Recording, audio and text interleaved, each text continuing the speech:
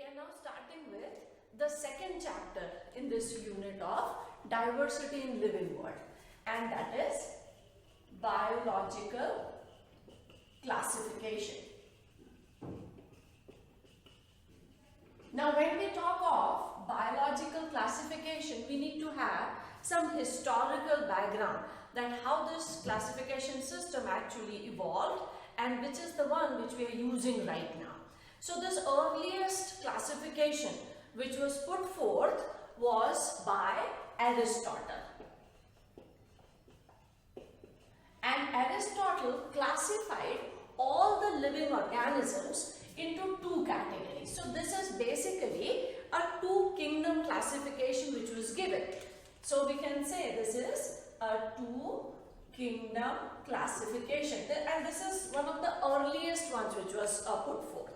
And he classified all the organisms into only two categories, that is plants and animals. And in plants, all unicellular, multicellular, every type of plant was placed.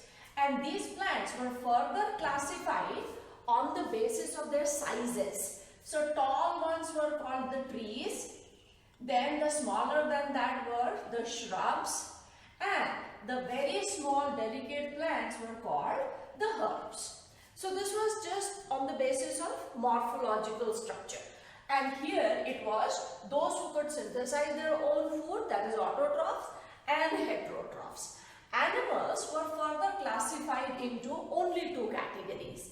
The ones with red blood and the others without it. So it was just a very basic classification which was given. Then came another two-kingdom classification which was by Linnaeus. And Linnaeus gets the credit of giving the actual two-kingdom classification. So this classification which was given by Linnaeus was also a two-kingdom classification. And Linnaeus, apart from the morphological structures, also used some more characters. But the categories in which those organisms were classified were two. So plants and animals, but further classification, not only morphological but some other characters were also used. Now these two classifications, which are two-kingdom classifications, could not explain many important things, like where should we place Euglena kind of organisms. Euglena has some characters like plants, that means it can perform photosynthesis like character because it has chloroplast. So this is a plant-like character, but it is without cell wall. So absence of cell wall is an animal character. And they were also not able to place the fungi kind of organisms. Where are these saprophytes? Saprophytes, they don't eat anything. They take the nourishment from the decomposing organic matter.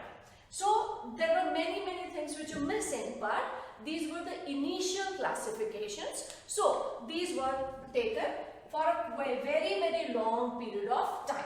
Then came the three-kingdom classification, and it was given by Haeckel. And this classification was a three-kingdom classification.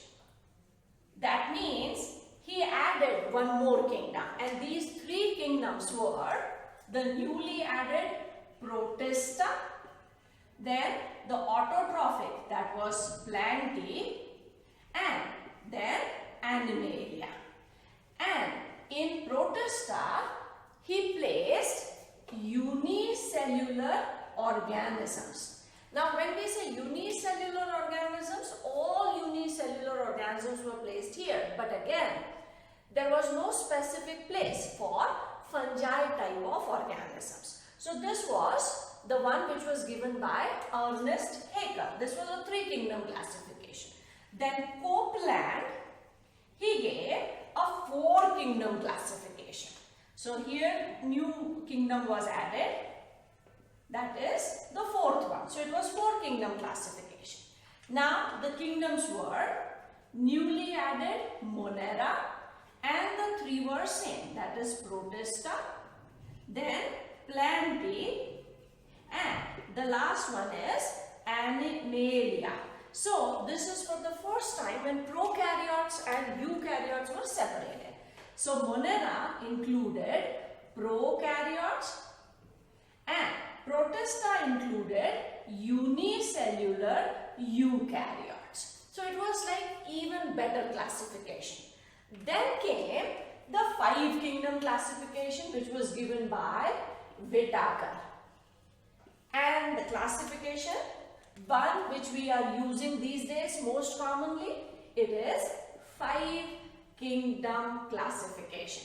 And in this 5 kingdom, now for the first time fungi or kingdom fungi was added. So according to this, the kingdoms were Monera, then Protista, then fungi, and the first two which were given, that is Plantae and Animalia.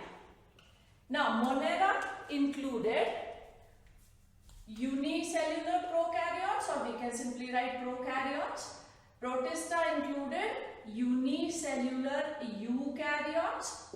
Fungi included the saprophytes, and Plantae included autotrophs, and the Animalia, that was the heterotrophs. So this is the classification which we are using these days. We will be talking about the criteria which were taken to study this classification in the next video. Then a 6th kingdom classification was given, and that was given by Woese. So Woese gave one more kingdom. So now we have a 6th kingdom classification. Though there is a 6th kingdom classification, but we still are following the 5 one, because Monera has already been divided into 2 subcategories, that is Archaebacteria and Eubacteria. So we anyways are studying it here. But in case of Woose's classification, which is 6th kingdom classification, Monera has been divided into 2. So we have Archaebacteria,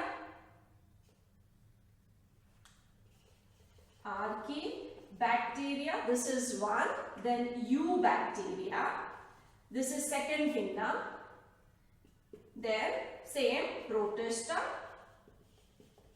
then fungi, and Plantae, and Animalia. So this is how we have 1, 2, 3, 4, 5 and 6. And these 2 actually are coming from the Monera part. So, as I said, we are using Whittaker's classification because in Kingdom Monera there are 2 subcategories, Archaebacteria and Eubacteria. So it is easier to study, but there are 6 kingdoms which have been given.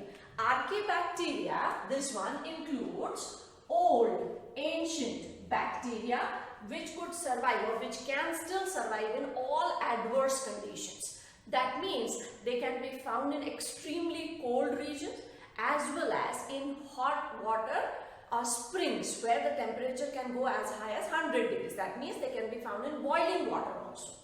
Eubacteria, these are advanced bacteria. So the present day bacteria which are slightly evolved bacteria. So these are like old ancient ones and these are advanced bacteria. Protista is same, unicellular organisms.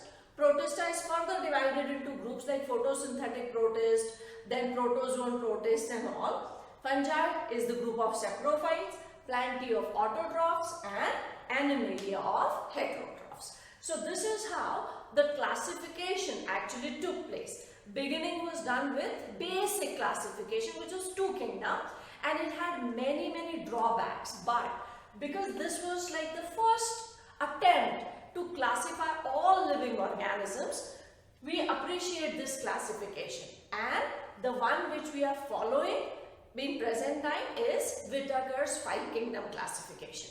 In the next part, we'll talk about all those details, all those characteristic features which were taken into account when this classification was given, because when only one or few categories are used, one or few characters are used, then the classification becomes an artificial classification.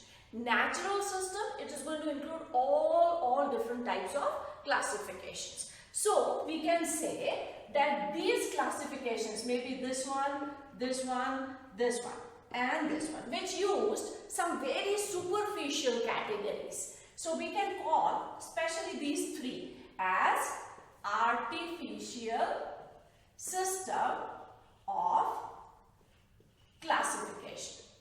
What does it mean? Artificial system means when few characters are taken into account, and when many characters, or we can say all the characters are taken into account, then we call it natural system. So we can say Whittaker's or Woese's classification or Copeland's classification, these are under natural system of classification. So what does it mean? When all characters are included or studied except evolution. So there are two main categories, artificial system or natural system. Now in the next part we will take up Whittaker's classification in detail.